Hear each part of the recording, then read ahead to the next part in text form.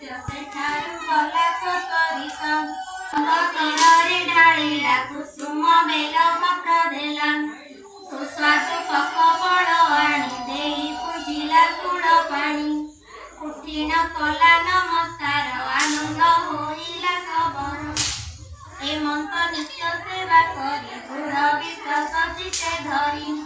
दिने से विरूपा सबर पूजिण जाऊ से शंकर बने जाऊची बेग होई बाटरे देखिला सजाई